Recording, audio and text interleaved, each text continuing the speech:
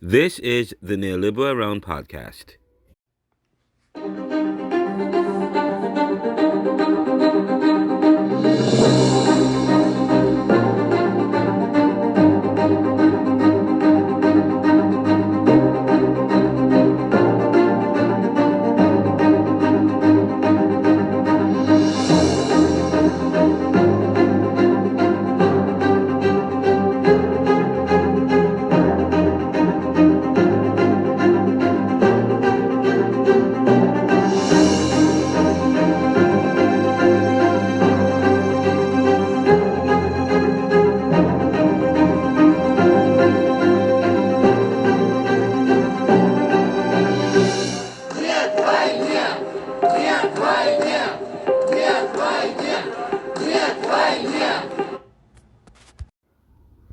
Yes, Mr. McKenzie. Good to have you with us today. This is Renaldo McKenzie. It's good to be here. I won't tell you anything about him yet because he's going to tell us his the two things that are true of him and the one that is false, and mix them up so that yes. Over to you, Mr. McKenzie. Hi, everyone. I think I have 30 minutes, you say? Yes. Okay, that's not bad. It's good to be at JTS. It's good to be back. I usually teach Caribbean thought, and but that's not what I want to tell you guys about me. I understand the first thing we're going to do today is get to know each other. So the first thing is two things that's true of me, one thing that's not true of me. Is that correct? Yes? Yes. All right. Okay. And I did. Okay. What is true of? Okay. Which of these is true, and which two are true? One is not. I was born in Ghana. I'm an identical twin. I studied philosophy at UWI. Who wants to get a shot at it? You studied at UWI. That's lie, or is that false or true? True or false? That is the one lie. Okay, and what's the true one? And the others are true. Anybody else? I think you're from Ghana. All right. Maybe your twin is the wrong one. I'm gonna switch. No, you can't switch. Okay. Let's take. You'll hear the answer because you're still not sure. And okay, what about Eric? Oh, there's Danielle. Danielle, are you there? Danielle Wells. Yes, I'm here in the curtain. Yeah. Okay. What's true and what's not true? In terms of about you? Yeah. Born in Ghana. I'm identical twin and studied philosophy at UWI. Study philosophy at UWI. What's that?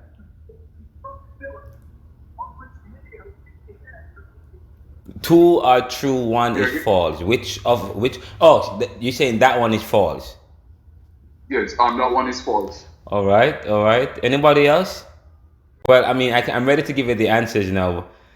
All right, give us the answer. Okay. I mean, Anil, you were gonna switch. What were you gonna say? What was it? Let me hear the switch. All right, you are not a twin. Okay. You did study at the university, and you said you studied psychology. I had said philosophy. Philosophy. So, I think you studied philosophy.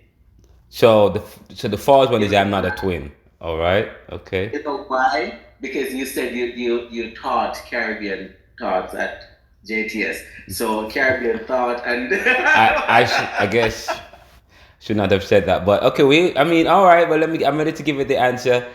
I am an identical twin. I have a twin brother, yes. So that is actually true. I did study philosophy at UWI.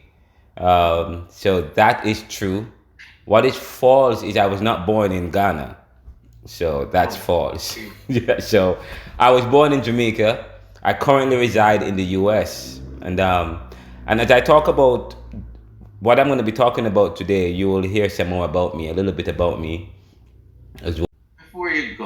Before I go on to me, your accent, Yes. it has, is it an African accent or a Caribbean accent? Because there's a mixture of something in there. From I was growing up in Jamaica, people have often asked my parents if we were born in Jamaica.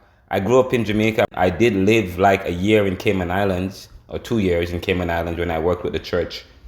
I was ordained with the United Church in Jamaica and the Cayman Islands as a pastor with the United Church. I worked in youth ministries for a long time, and I did some development work there. I did some work I did some youth ministry work in 2006 in Missouri, but I've never been to Africa. I'm hoping to go to Africa, but I guess it's a Caribbean mix. I don't know, but I was born in Jamaica. I left Jamaica and I did 1 or 2 travels throughout the Caribbean before I moved here permanently. But my accent is completely from Jamaica, and this is how I've always spoken. So, but people have always tried. Even when I'm here, someone asks if people are asking, "Are you Bayesian?" Some people don't think I'm really Jamaican either. They said you don't sound Jamaican, but I'm Jamaican. All right, I am. Which state are you in? Say that again. State are you I'm in? in Philadelphia. I currently reside in Philadelphia.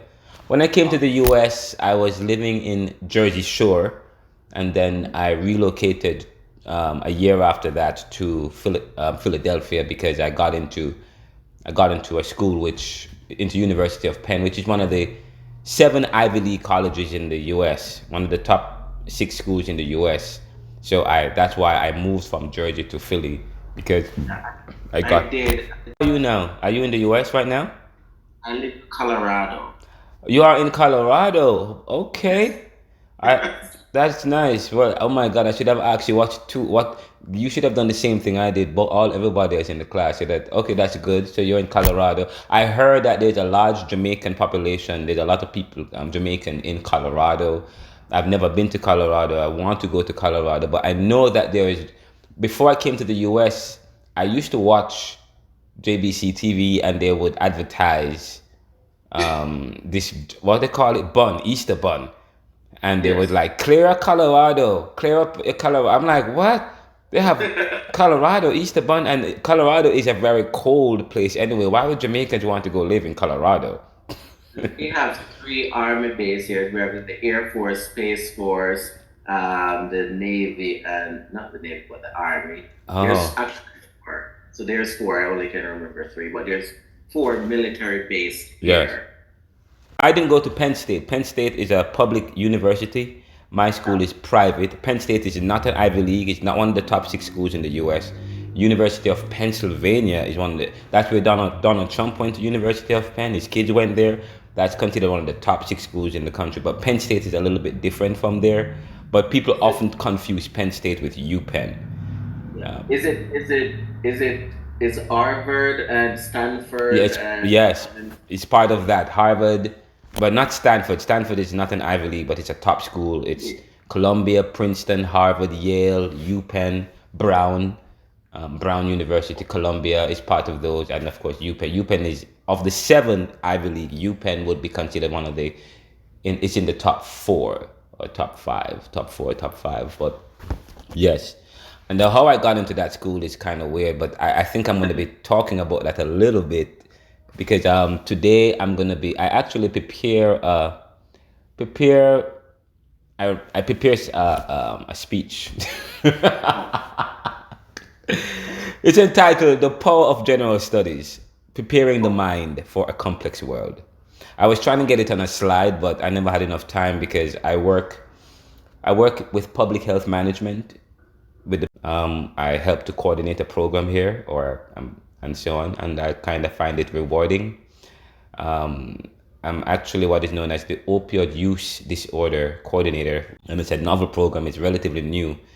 It helps to reduce recidivism for those who are affected by opiates or opioids. which including fentanyl, heroin, and so on.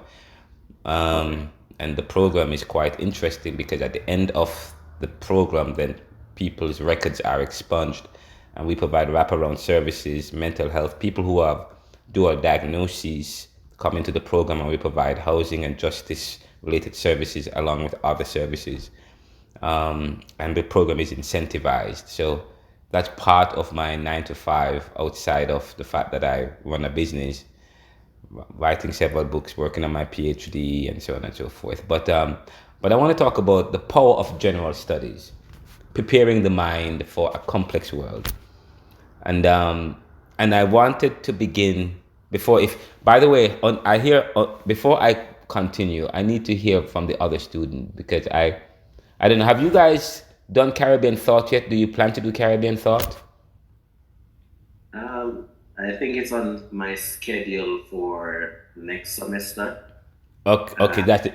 It's gonna be taught in the summer. It's usually in January, February, March, and then also in the summer. But this time we decided. I'm happy that they scrapped it for this semester, because I was very ill and I would not have been able. Probably would not have been available. But it's gonna be in the summer, so hopefully I get to teach that course in the summer, and you guys will. I don't know. It's not. I don't think. I'm not sure if it's going to be offered after. You forget. Say it again. I asked you to teach. Okay. So I will be teaching in the summer, and then Yes, so you forgot. right. So if you're going to do the course, then it's going to be in the summer. So hopefully you guys will be able to do it in the summertime. Okay. We'll have it. Yeah. Right. Can repeat? Okay. Where in Jamaica are you? Yes. Yes, you're right. Yeah. Where in Jamaica are I'm you? actually in Kingston side, which is off the Deep Road area. Okay. Kingston side. Kingston side. All right. I know I know that side definitely. And are you a first year, second year, third year student? Can repeat? Are you a first year, second year, or third year student? Fourth. Oh, you're graduating. Last year, final year. Wait, but you haven't done. Have you done Caribbean Thought? I don't think you've done Caribbean Thought yet. That's not a required subject for you. It is. That's why we're doing it in the summer. In the summer. I would Actually, have done it already. No, I would have done that already. In terms of credits. Okay. You did Caribbean Thought already? They gave you credit for that? Okay. Yes. Okay, cool. Okay, good. So you don't have to come to my class this summer.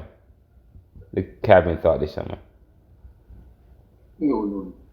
Okay. I wonder why they give you. I wonder what you studied, how you got credit for Caribbean Thought. What did you do? I was in Caribbean study, and also I did sociology. Yes, I've done that aspect as well. No, but Caribbean Thought is not sociology.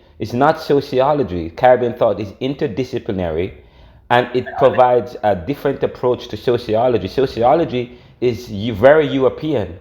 So the sociology that they teach you have nothing to do with Caribbean Thought. There's Caribbean sociology, but Caribbean goes beyond sociology. Thought looks at the currents that have come to formulate the Caribbean, and then sociology provides a European approach to understanding life in the Caribbean. The way we teach Caribbean Thought is completely different, and it provides an Afrocentric approach, one that takes into consideration the Afrocentric paradigm, which centers the student's approach, centers the student understanding of Caribbean, its history, its philosophy, its religion. I don't think I know you're doing theology, so yeah, no, and I oftentimes said that Caribbean studies is absolutely not Caribbean Thought. Caribbean studies does not provide a philosophical approach to Caribbean. Caribbean studies is just Caribbean studies. It's not Caribbean Thought. So I completely disagree with the fact that you got credit for this course, but they already gave you the credit. But I think you should do the course though. You should, if you want, if you need an extra credit, you should do the course because it will challenge you. Because Caribbean thought is also provides, it's interdisciplinary, it's history, it's philosophy, it's theology, and it's critical thinking as well. So you should do Caribbean thought. Okay? All right? Yes? Okay. Yes, you should do the course, man. But I'm gonna begin my presentation today. This I is dub the it. I Neoliberal only have Round what, Podcast. 10 minutes? Oh my God. Erica said that I have 30 minutes and I have not. I'm supposed to be talking about the power of general studies.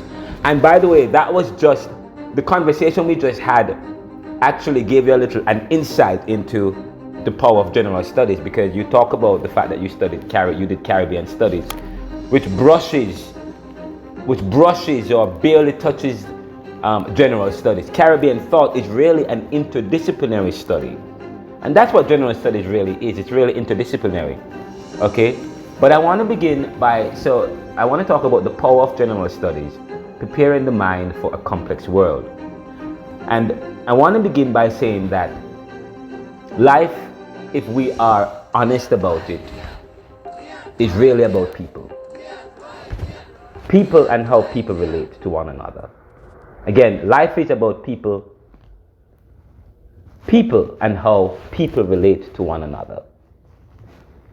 Yet, life is also something else.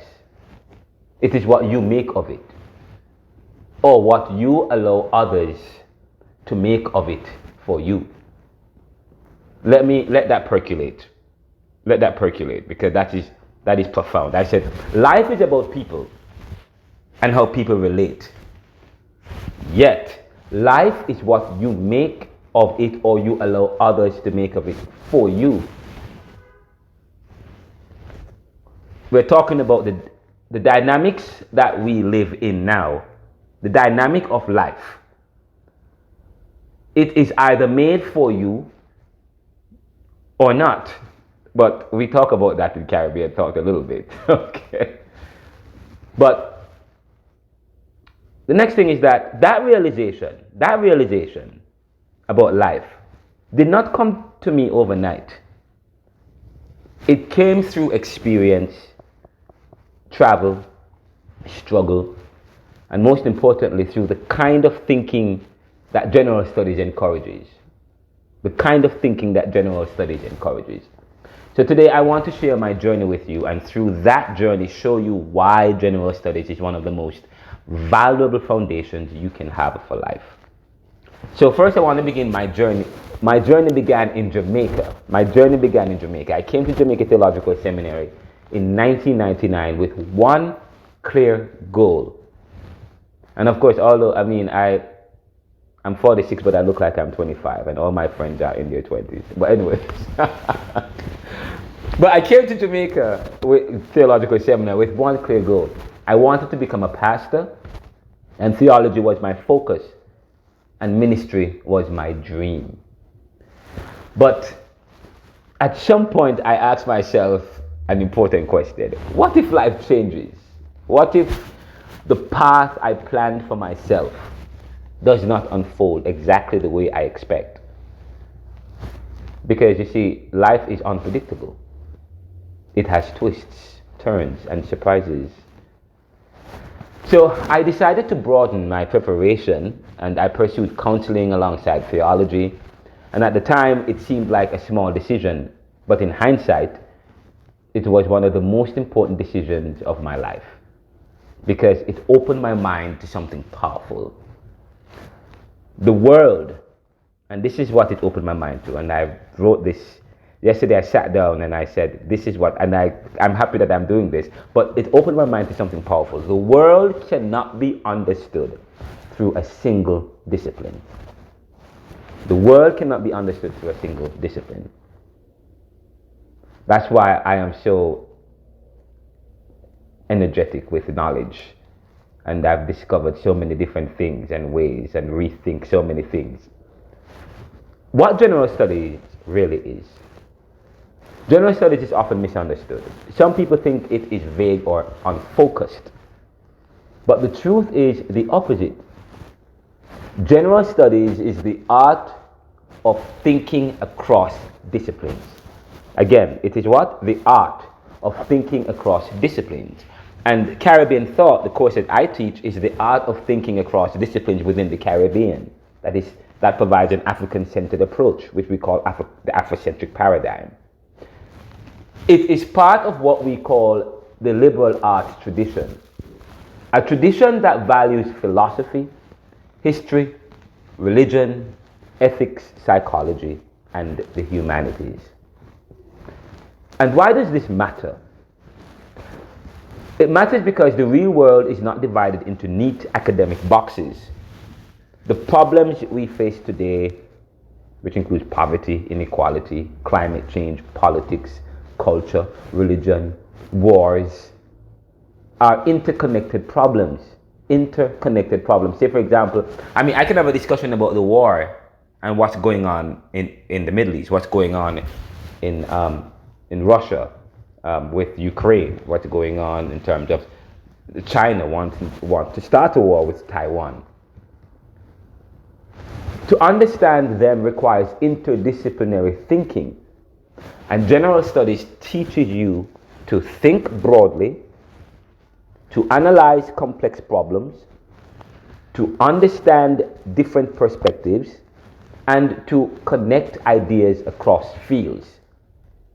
Essentially, it prepares you not just for a job, but for a life in a complex world. A life in a complex world. So the question is, so I'm going to move to the next point. I want to talk about how general studies opened doors in my career. How it opened doors in my career. Because I studied theology and counseling, and I developed skills that allowed me to move into several different roles. And in Jamaica, I worked with the National Youth Service as a counseling officer at some point. And later I became involved in youth development and mentoring, working with programs like JAMVAT. I was very involved in JAMVAT at NYS, and also ministries that focused on empowering people. Say, for example, Renewed Ministries through Courtney Richards and so on, while at JTS. These roles required more than theology. They require understanding human behavior, psychology, social systems, culture, and leadership. So general studies had already given me the intellectual flexibility to move across those spaces. And so later I lived and worked in Cayman Islands and eventually emigrated to the United States. Now, and that was in 2009. Now, every new place introduced me to new cultures, new ideas, new challenges. But because my education trained me to think broadly, I was able to navigate those worlds. So it brings me to point 4, which is becoming a world citizen. And the point that general studies helped me to become something important in the modern world. Again, general studies helped me to become something important in the modern world, which is a world citizen. You see, when you move between countries, Jamaica, Cayman, the US, you quickly learn that people are different yet also deeply familiar. You learn to appreciate diversity or diversity, whichever way you want to pronounce it. You learn to listen. You learn to see the world from perspectives beyond your own. And that perspective later allowed me to work in many different fields: ministry, youth development, banking. I've worked as a banker before, social services, public health, media, and publishing. And so today I run a media company, host a podcast, write books. I have a book that's about to come out in April, towards the end of April, which is entitled Neoliberal Globalization Reconsidered, Unfair Competition, and the Death of Nations, which allows me to work in public health management and to hold the job I have today, which is intense and hectic. That versatility is not accidental. It is the fruit of interdisciplinary thinking. Next point I want to talk about is discovering the world through education. My intellectual journey continued in the United States. I eventually studied interdisciplinary studies at University of Penn, which is an Ivy League institution. And interestingly, I never planned to go there. A friend of mine really convinced me. When I came to the US, I applied to Temple. I got into Temple University and Drexel to do my master's. I'd already finished went to UWI and did a master's of arts in philosophy. I came here and a friend of mine wanted me to apply. So you should apply to UWI, to UPenn. And I said to him, I'll never get into an Ivy League school. You must be crazy. He said, you have to, because you're from Jamaica, you have interdisciplinary thinking, you're a thinker, you're a writer, you belong in that environment. So I applied, wrote an essay, and the university responded with a challenge. They said, come to the school. They loved the essay. They said, come to the school. Hold on a second, I'm hearing some noise. Hold on, just 1 second, please.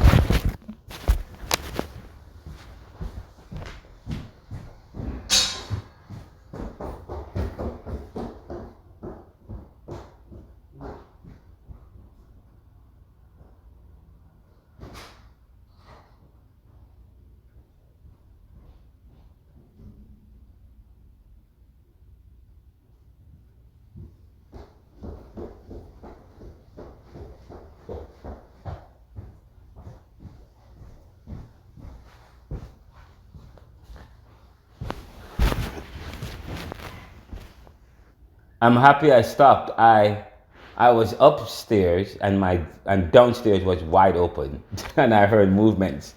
So I'm happy I addressed that. But let me continue with what I was saying. Excuse me just a moment, Mr. McKenzie. Yes. Miss Duncan.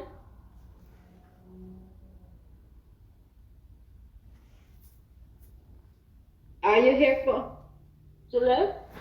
Oh, okay. Sorry about that. Continue. Yes, I know we said 30 minutes, but I have another 15 minutes to go and I'm done. Is that okay? That's okay, guys? Erica, Eric? I should ask you, is that okay with you? I can wrap up in about 10 minutes. All right? How that sound? Good? You guys are all right so far? All right, okay. O'Neill says, all right, cool. Okay, let me just continue with what. So I'm telling you the story of how I got into University of Penn. I didn't know I was going to get in. They said I thought it was an Ivy League college way above my head, but wrote an essay. They loved the essay, and they said, we'll make you a provisional student. You have 6 months in which to get all A's and to get recommendations from your professors. I accepted the challenge. I said, oh, I'm Jamaican. I can do anything. Okay. That experience, to be honest, the experience expanded I was able to beat the challenger. I was able to get all A's. I got all A's and got great recommendations from my professors, and I became a fully fledged student. And after I finished my master's, my master's at Penn, they asked me to stay on for another master's, an advanced master's, which is the Master of Philosophy. But that experience that experience really expanded my intellectual horizons even further. And today I continue that journey through doctoral work, exploring civilization, culture, and power structures in the world. Which brings me to the next point, seeing the world more clearly. One of the most powerful things general studies does is teach you to question assumptions. Which the Caribbean thought is almost like, it's really challenged your thinking. And we live in a society, we in Jamaica, we have inherited colonial thinking. A kind of thinking that allows us to look within ourselves with disdain, with malady. But that's for another class and another subject. But one of the most powerful general studies, to be true, if truth be told, it teaches you to question assumptions. It does. And for example, many of us have grown up hearing subtle messages about identity and value, such as nothing black is good. These ideas are not accidental. They are products of history, power, and ideology. And through interdisciplinary thinking, through history, philosophy, sociology, and cultural studies, you begin to see how such narratives were construed or constructed. And once you see them, you can challenge them. Because education becomes a tool for liberation. And the thinking nothing black no good will lead you down a rocky road, because nothing black is good. African people, or African Americans, Caribbean people there, or whatever, black, dark people are black. And then they come with the conclusion is, therefore, they're not good. Because it's, it follows a premise. If you did philosophy and did logical thinking, or well, we say thinking certain logical ways, which starts from a premise, secondary thought, and a concluding thought. It sounds sound. Nothing black is good. African Americans are people who are black. Therefore, African Americans are people of that nature, of that dispensation, is not good. That is a deductive argument. That is a deductive argument from deduction. It sounds good on the face of it, but the premise is wrong. It's a fallacious statement, but it's part of that philosophy. And so, through interdisciplinary thinking, you begin to see narratives and how they're constructed. And once you see them, you can challenge them. And therefore, education becomes a tool of liberation. And general studies allows us to break free from what I call parochial thinking, narrow thinking, confined by limited perspectives. Instead, it encourages expansive thinking. It's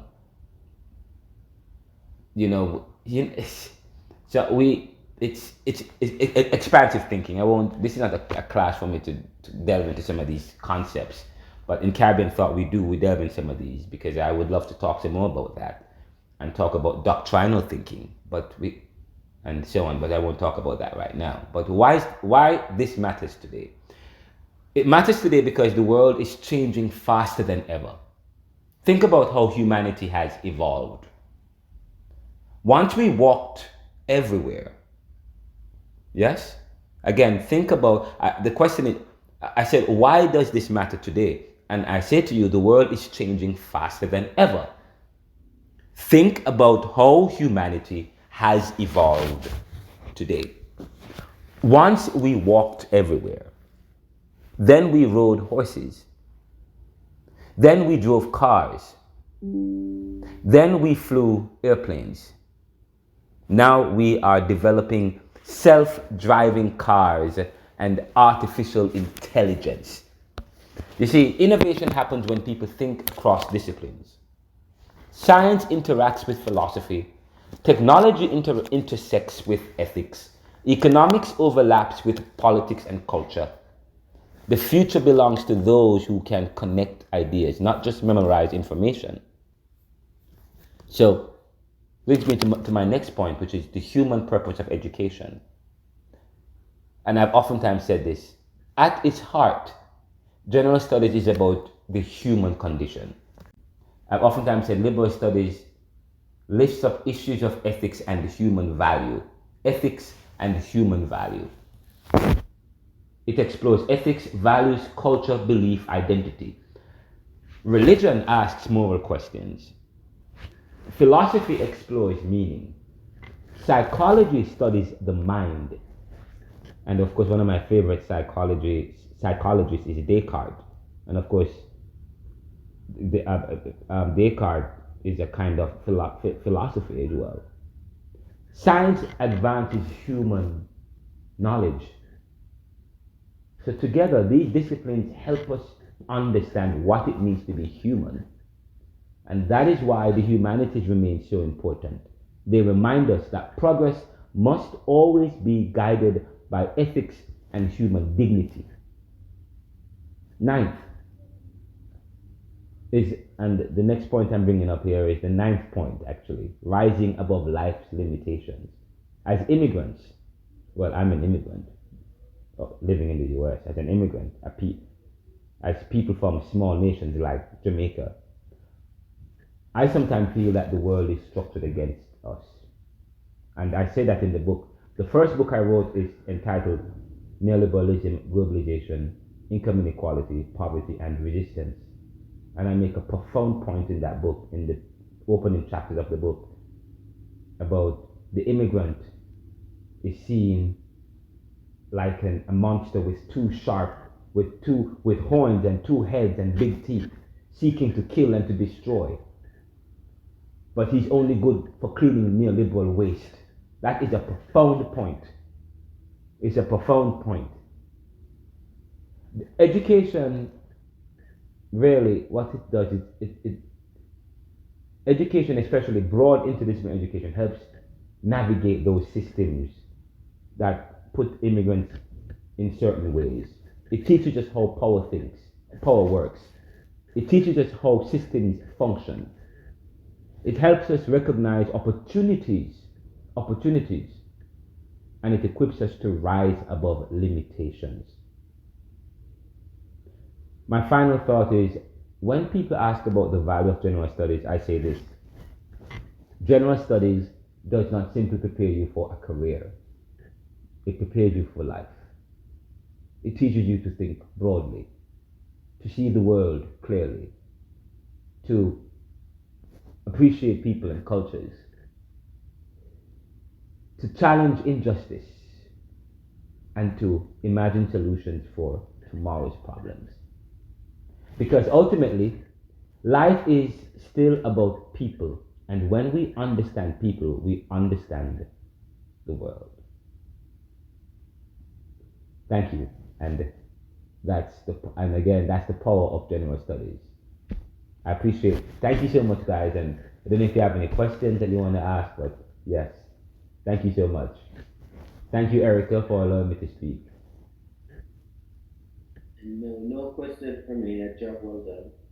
Thank you sound very passionate about the subject. Yeah, well, this is how I teach. I mean, this is how when I'm teaching this is how I teach. I'm very passionate about life, and I'm passionate about the subject matter. So yeah. You say you wrote a book on Caribbean thought. You said something about writing a book. Yes, there's a book that is. I mean, it's a Caribbean perspective. It's neoliberalism, globalization, income inequality, poverty, and resistance. It's on Amazon, Barnes and Noble, so on and so forth. And there's a second book that's on the verge of coming out, which is book 2 to that book, but it gives you a wider perspective. It looks at the black position in the world today. So that neoliberalism, globalization, income inequality, poverty, and resistance. It's an Amazon, Barnes and Noble. It's us, yeah, and it's in Audible ebook, hardcover, paperback as well. Oh. Yeah, check it out.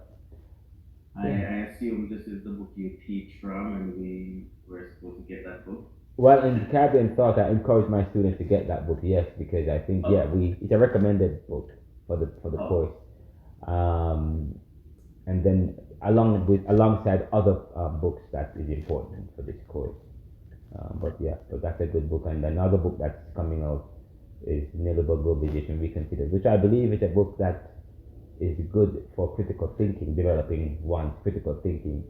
I define neoliberalism, and it's myself and another professor, Martin Oppenheimer, that wrote that book, who is professor emeritus of sociology from Rutgers and UPenn.